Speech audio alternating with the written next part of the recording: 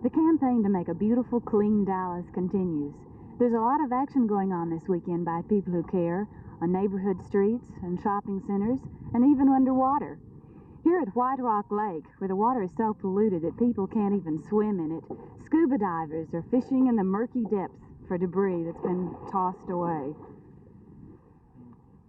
Near downtown, kids from the Dallas Association for Retarded Children are cleaning up this area just off Harry Hines. There are 200 DARC children in all, and this scene is repeated all over the city. Here at Moore Park and Oak Cliff, crews from the Sierra Club and several high school ecology clubs have the help of a winch truck. They need it to pull out everything from cash registers to refrigerators from the creek. There's no accurate count of the numbers of people that are participating in making a beautiful, clean Dallas, but you don't have to sign up. You just have to care. For Channel 8 News on the Move, this is Judy Hanna.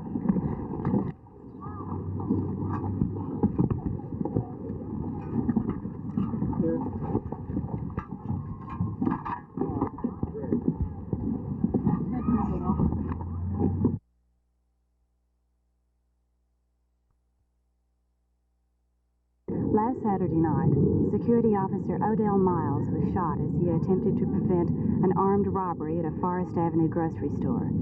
The 36-year-old man is being buried today as a result of that attempt. Officer Miles had worked for 18 months for Metropolitan Detective and Security Agency under Captain Ray Franklin. Captain Franklin, what happened last Saturday night? Well, at Forest Avenue A&P grocery store, Officer Miles was on duty, and two men came in to commit an armed robbery. And Officer Miles was there trying to apprehend one man, not knowing that there were two men in the store. This is when he was shot by the second man. Is there a trust fund set up for his family? Yes, there is a trust fund set up. Mr. Pettis Norman, Vice President of South Oak Cliff Bank, and Dr. Emmett Conrad, Reverend Peter Johnson, and Mr. George Holland from Operation Breadbasket. These men have gotten together with me and set up this trust fund. Anyone wishing to contribute to this trust fund can call Mr. Pettis Norman at South Oak Cliff Bank anytime during bank hours.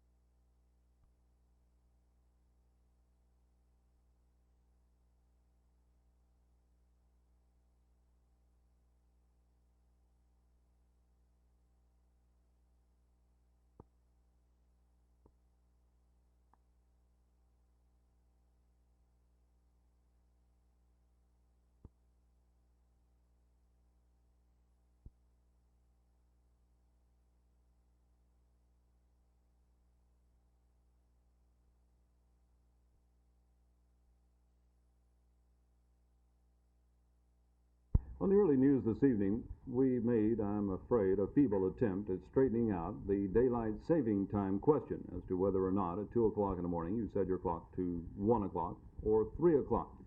In other words, in trying to determine in which way would you gain another hour of daylight or lose an hour of darkness, whichever way you want to look at it. And in order to try to straighten out this annual problem, we, of course, have come to the TikTok clock shop in East Dallas. And we quickly found that because of the great number of clocks here, it was a physical impossibility because all of them are reflecting a variety of times, and no matter which way you move any one of these clocks, no matter what happens at 3 o'clock in the morning, none of them will say 3 o'clock. So once again, we're going to rely on J. Lewis in Fort Worth. He, I'm afraid, did not have the answer to the problem on the early news this evening, but we do think that Jay now has it worked out. J. Lewis in Fort Worth.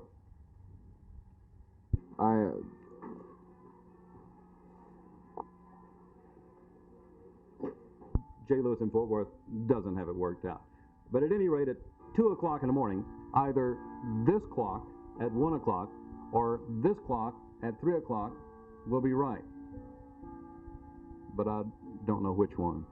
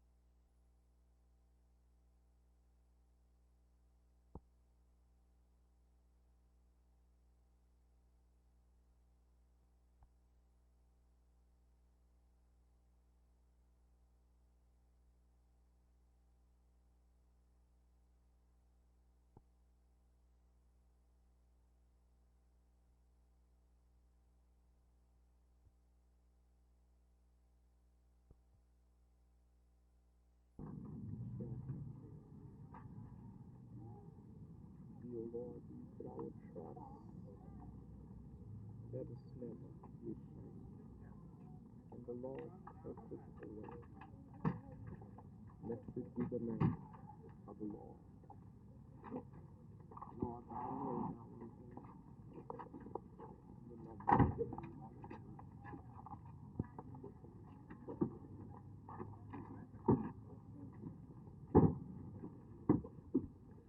Odell Miles is survived by his wife Thelma and 9 children at the age of 16. For Channel 8 News on the Move, this is Judy Hannah.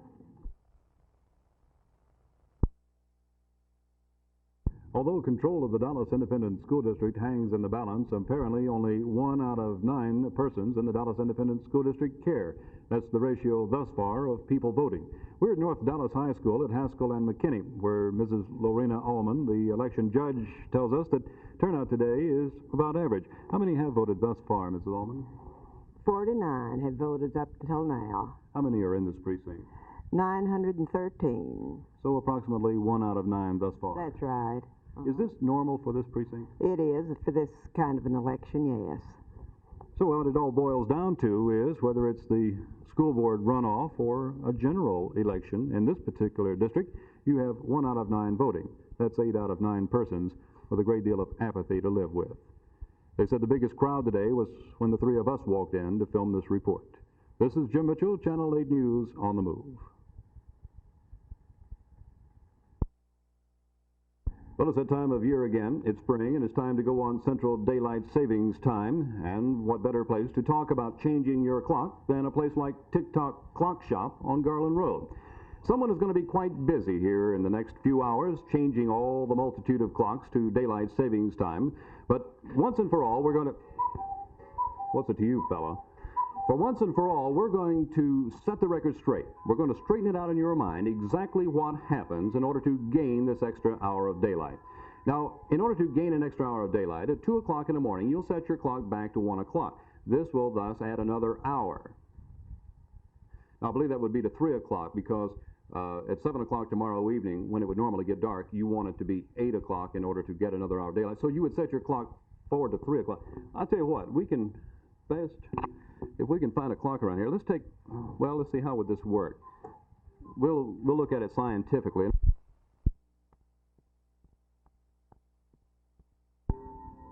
Would you get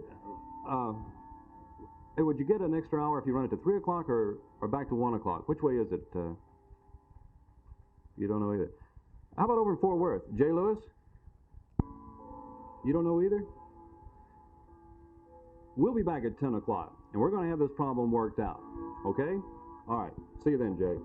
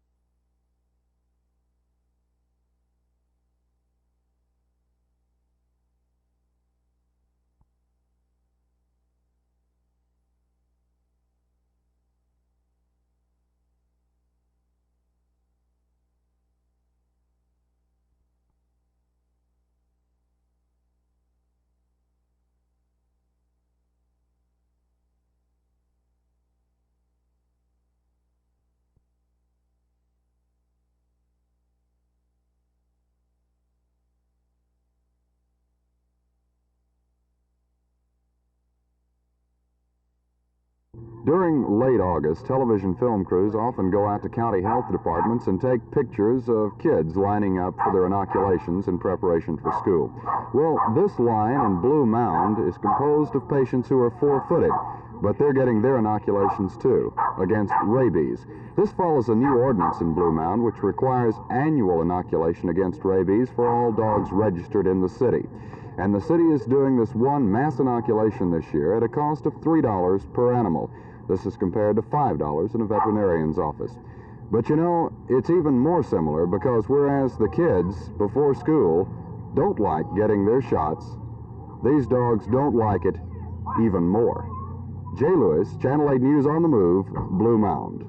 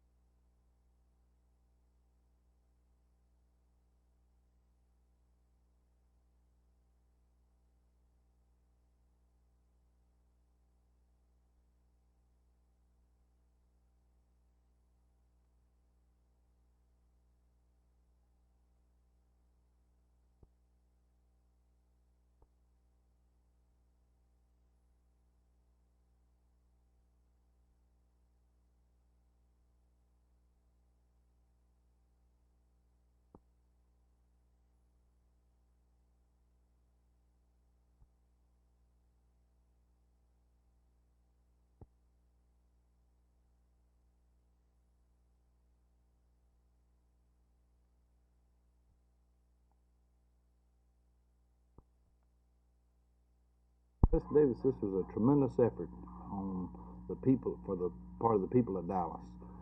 They worked hard. They were ready for a change. They came out. They voted. They backed up the theory that we take the candidates from the people, let the people nominate them, and bring the candidates for the school board to us, that they would in turn, they would back that up with hard work and see that they got elected. And the people did just exactly that. What are your plans for a year from now? Well, it's kind of soon after last night, but There has not been any formal plans made as far as CGS and its program. However, we do hope through this year's effort on a grassroots basis, taking it to the people and let it being a people's program, that we'll get more involvement as for throughout this next year, more people interested in the schools.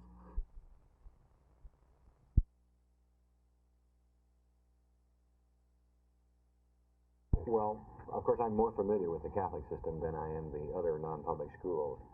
In our own case, we're faced with the inflationary spiral that faces every school system, but in addition to that, we're faced with the decline in the number of teaching sisters. An NCA survey, I believe, indicates that the loss is about 7% a year.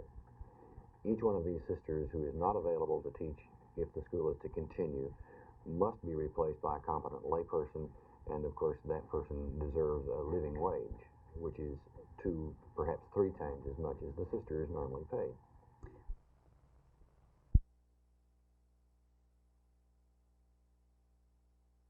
This is real beauty. Beauty that man, with all his 6 Flags and 7 Seas and other man-made amusements, can't hope to duplicate. This is the Trinity River. Explorer Post 425, the Sierra Club, and the Corps of Engineers are sponsoring a trip down this river today to bring to light the beauty that's in this area and the beauty that's subject to ruination. I asked Explorer Advisor Bernie Millett why this trip was necessary. This stream is virtually untouched at the moment with large trees, and we would like to see this preserved as a park, or just about like it is today. Now, we see people doing some things that we'd like them not to, like cutting trees, and it would soon look like from on 820 on downtown if we're not careful, and we'd like to bring attention to the people of Fort Worth as to what we really have here in a nature trail that could be very delightful for everybody. So that's it. This river, the greenery, the warm water, all being released from Benbrook Dam at 140 cubic feet per second, supplementing what nature already puts here. This trip is beauty, trying to show how the beauty that's in the present can be preserved for future generations. Beauty that, alas, is subject to industrial and residential development, and which may destroy forever the glory of the river. Jay Lewis, Channel 8 News on the Move, somewhere on the Trinity River.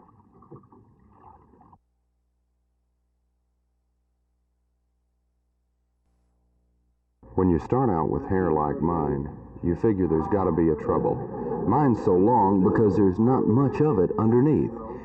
Now, Mel Long of Mr. Mel's Hair Salon in Fort Worth is going to take my hair and he's going to give it a styling in the new trend of hairstyling. And we're going to see what that looks like in just a minute.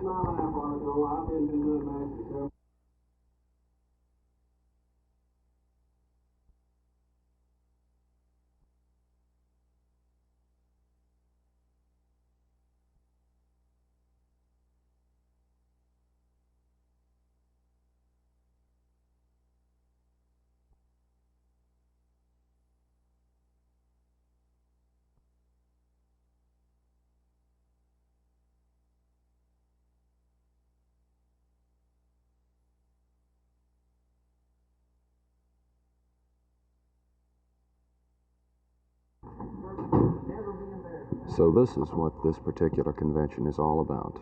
How to make the average man's hair look a little better. Because barbershops are in business to make money.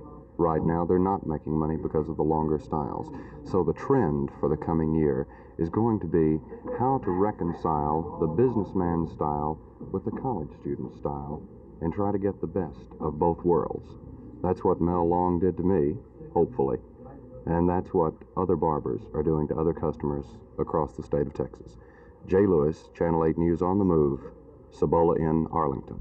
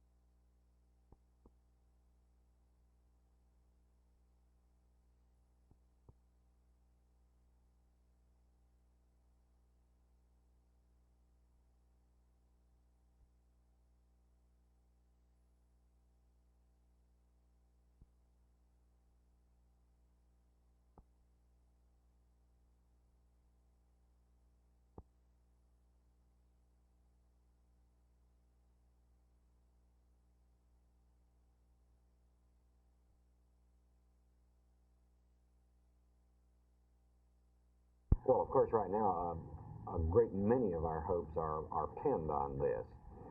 The bill calls for, I believe at the present time, 75% of the state set minimum for lay teachers of lay subjects, that is to say, the subjects that are taught in the public schools.